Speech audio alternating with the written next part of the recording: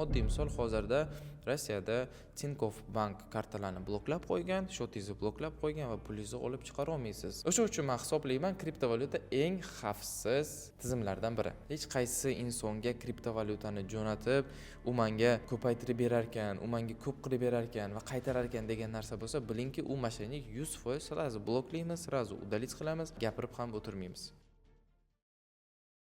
Ushbu videoda nima uchun kriptovalyuta xavfsiz, shu haqida gapirib chiqamiz. Do'stlar, hammaga assalomu alaykum.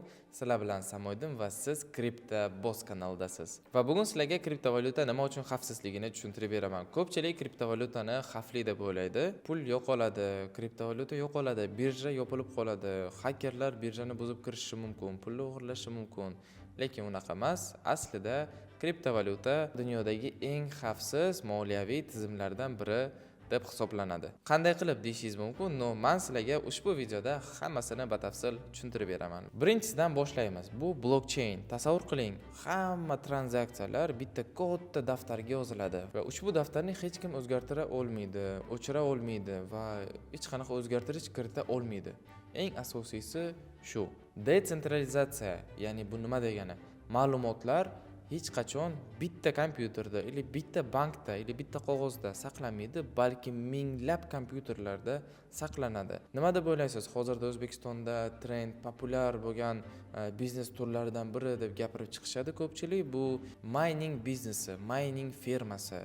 Va o'sha mininglardan, o'sha kompyuterlardan juda ham ko'p, ya'ni millionlab bor va hech kim hech qachon o'sha informatsiyani o'zgartira olmaydi yoki hakerlar buzib bilmaydi. Buzishsa ham u bitta joyda saqlanmaydi hech qachon. Oddiy misolni olsak, bank bitta joyda hamma dokumentlarni saqlaydi va o'sha dokumentlarni kirib ko'rish mumkin. Xodimlar har doim ko'radi, xodimlar yangi va xullas bank haqida videoni oxirroqda gaplashamiz. Ikkinchisi bu shifrlar. Har bir tranzaksiya murakkab kriptografiya bilan himoyalangan. Ya'ni har bir tranzaksiya himoyalangan, shu darajada himoyalanganki, hech kim uni buzib bilmaydi. Uchinchisi bu ochiqlikda.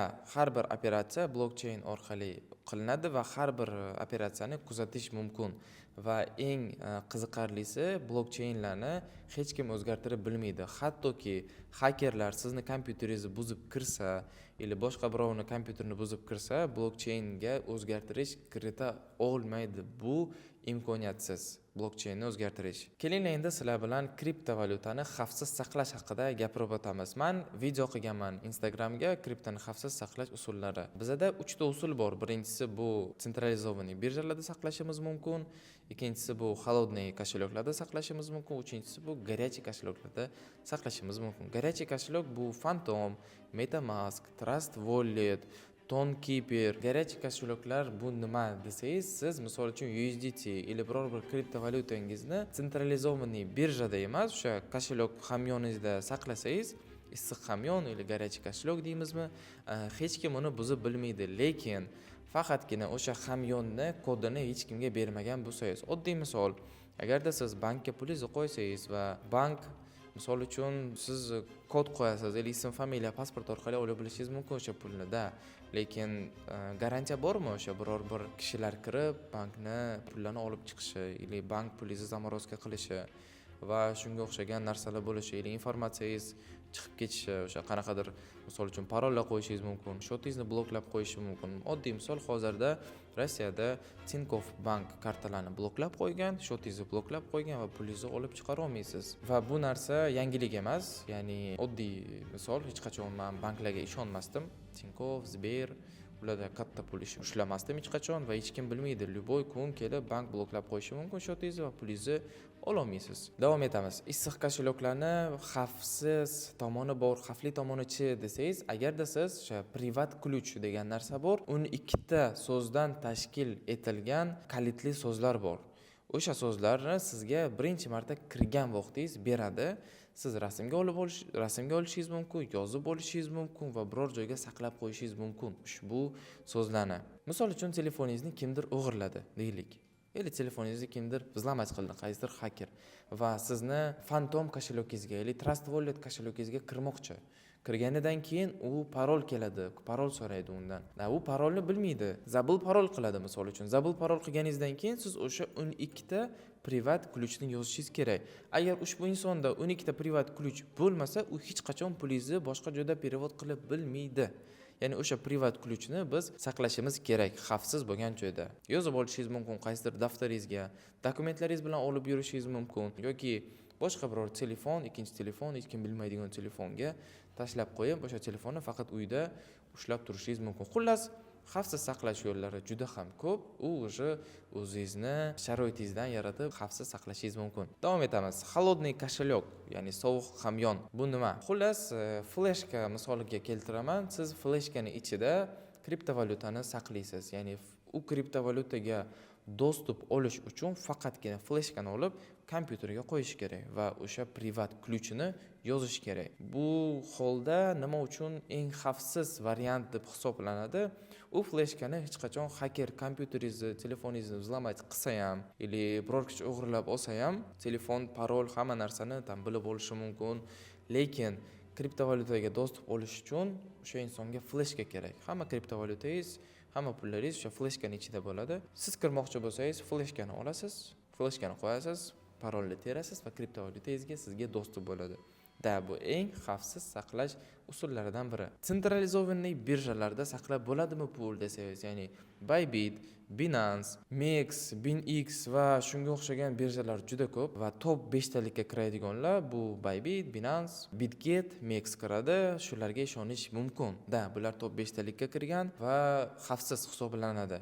Lekin $50,000 ko'p pulni o'sha sentralizovanniy birjalarda ushlashni maslahat bermayman. $50,000 ko'p bo'ldiki pulingiz, холодный кошелёкdan foydalanishingiz mumkin, горячий кошелёкdan foydalanishingiz mumkin, lekin sentralizovanniy birjalarda ushlamang.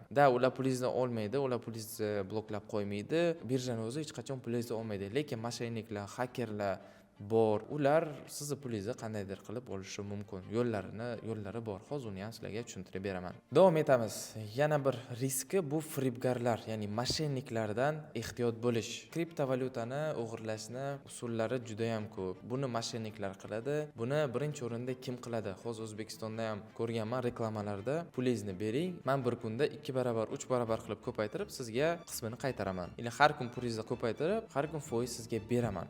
Bu moshennik 100%. Bunaqa insonlarga ishonmanglar. Hech qachon hech qaysi insonga kriptovalyutani jo'natib, u menga ko'paytirib berar ekan, u menga ko'p qilib berar ekan va qaytarar ekan degan narsa bo'lsa, bilingki, u moshennik 100% sразу bloklaymiz, sразу удалить qilamiz, gapirib ham o'tirmaymiz. Davom etamiz. Yana bir P2P arbitrajda o'tgan videoda aytganman, черный треугольник degan narsa bor. Ya'ni белый треугольник, xullas треугольникlar degan narsa deb nomlanadi, moshenniklar bor.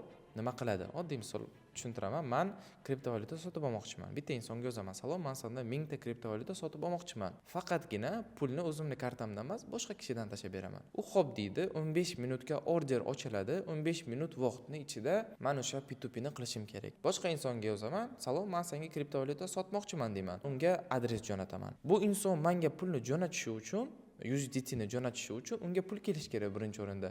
Men ushbu insonni kartasini 3-chi insonga beraman. O'sha 3-chi kishi birinchi kishiga pul jo'natadi. Ya'ni 100,000 rubl jo'natadi, bu menga USDT jo'natadi. Demak, bu yerda kim aldanib qoldi? Bu inson. Bu nima deydi? Men pulni jo'natdim, menga lekin USDT kelmadi. Pulni hech kim qaytarib bermaydi. U men bilan po faktu gapirdi, rozi, bunga pul keldi, menga USDT-ni berdi. Men shunchaki 1000 USDT ishlagan bo'laman yo'q joydan. Shunaqa trigol moshennichistvalar bor.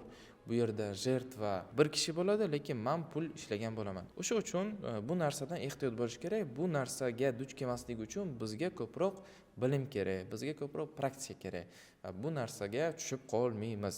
Bu narsa har kuni bozorda bo'lib o'tadi, oddiy hol. Misol uchun men hech qachon aldanmaganman bunaqa yo'llar. Yozishgan menga ham aytilgan, men qilmaganman, chunki bilaman, kriptovalyuta faqatgina meniki, uni faqatgina men o'zim ko'paytirib bilaman va faqatgina men o'zim kontrol qilib bilaman. Xullas shu oddiy narsalarga agar amal qilsangiz, hech qachon sizni moshenniklar aldab ketib bilmaydi, yoki pulingizni, yoki kriptovalyutangizni olib bilmaydi. Davom etamiz. Agarda siz aytsangiz, meni telefonimni o'g'irlab ketishsa-chi? Xo'p, Deylik, telefoningizni o'g'irlab ketishdi va telefonni parolini biladi. Kiryapti sizni Binance birjangizga. Binance birjangizni ichida $1000 pul bor. $1000 pulni boshqa kishiga jo'natmoqchi, o'zini kошелёgiga jo'natmoqchi va o'zini kошелёgiga отправить qilyapti. Pulni jo'natishdan oldin двухэтапный autentikator bor. Ya'ni bu degani двухэтапная защита. O'sha har 60 sekund yoki har 30 sekund 6 ta raqam almashib turiladi. Pul jo'natish uchun o'sha narsaga dostуп bo'lish kerak insonga va u bu narsani qila olmaydi agar kirib bilmasa, 6 tali parolni bilmasa. O'sha uchun даже mashinaliklar o'g'irlab ketsa ham, birja birinchi o'chiratda pochtaga parol jo'natadi. Pul, men misol uchun biror boshqa kishiga USDT, liba Bitcoin, liba Ethereum jo'natmoqchi bo'lsam, mendan birinchi o'rinda birja nima so'raydi? Bu pochtaga parol keladi, 6 ta raqam, o'shani terishim kerak va o'sha двухэтапный autentifikatorga kod keladi. O'sha 6 ta kodni yozishim kerak. 2 ta kodni yozganimdan keyingina men pulni jo'nata olaman. U 2 ta kodga dostуп menda misol uchun kompyuterda turadi bittasi va ikkinchisi telefonimda turadi va hech kim bu narsani o'g'irlab bilmaydi, aldab bilmaydi, o'g'irlab ketgan taqdirda ham ola bilmaydi. O'sha uchun men hisoblayman, kriptovalyuta eng xavfsiz tizimlardan biri. Va eng oxirgisi, ko'pchilik banklarni xavfsizroq deb o'ylaydi. Men unaqa deb o'ylamayman. Men videoni boshida ham aytdim, hozir ham yana bir martasiga aytib o'tmoqchiman. Birinchisi, bankni buzib kirish mumkin. Banklardagi ma'lumotlar tarqatilgan, juda ham ko'p hollar bor. Bank buzib kirilgani, banklardagi ma'lumotlar tarqatilgani, banklardagi o'sha ma'lumotlar chiqib ketgani. Bunaqa hollar yo'q emas, juda ham ko'p. Kirib ko'rishingiz mumkin yangiliklardan. Demak, ushbu videodan xulosa qilamiz. Kriptovalyuta xavfsiz, chunki blockchain o'zgarmas. Kошелёкlardagi pullar uchun xavfsizlik ta'minlangan va eng asosiysi firibgarlardan himoyalanish mumkin agar siz men aytib o'tgan qoidalarga rioya qilsangiz. Ikkinchisi, aytganimdek, banklar pulingizni bloklashi mumkin va muzlatib qo'yishi mumkin. Kriptovalyuta esa faqatgina sizga tegishli. Uchinchisi, inflyatsiya. Inflyatsiya menimcha hamma biladi, bu nima, tushuntirishim shart emas. Bu pul miqdori o'sha miqdorini yo'qotishi. Oddiy misol, men pul chiqarmoqchiman, o'sha o'zbek so'mini yoki rublni va men qancha xohlasam shuncha chiqaraman, chunki menga bu narsa mumkin. Deylik, bitta insonga shu narsa mumkin bo'lsa, u xohlaganicha chiqarishi mumkin o'sha pulni.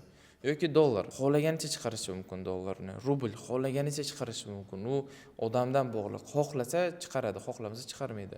Tushunyapsiz? Ya'ni boshqa birov insonni qo'lida pulni inflyatsiya bo'lishi. Kriptovalyuta esa unaqa emas. Nima uchun? Chunki Bitcoin faqatgina 21 million dona chiqarilgan. Bo'ldi. U 400 million dona bo'lmaydi yoki tam 100 million dona bo'lib qolmaydi hech qachon. Xohlaganicha Bitcoin chiqarib bilmaydi. 21 million dona chiqargan, boshqa yo'q. Va hech qachon Bitcoin inflyatsiya bo'ldi. Qachon tugasa, nima qilaman desangiz, Bitcoin tugashigacha menimcha hali kamida bir 500 yil bor. Nima uchun? Chunki hozirgacha maksimum 1,5-2 milliongacha Bitcoin insonlarda bor. Ya'ni sotib olingan. Qolgan 19 millioni turibdi. Keyingi videoda men podrobno tushuntirib beraman Bitcoin yaratilgani, kim yaratgan, qanday u narsa ishlatilgan. Video davomida aytib boraman va biz ushbu videomizni shu joyda to'xtatamiz, tugatamiz. Savollar bo'lsa kommentariyaga yozib qoldiring обязательно. Men keyingi videoda savollaringizga javob beraman va har doimgidek like, подписка, sizlardan podдержка kutib qolaman. Keyingi videoda ko'rishguncha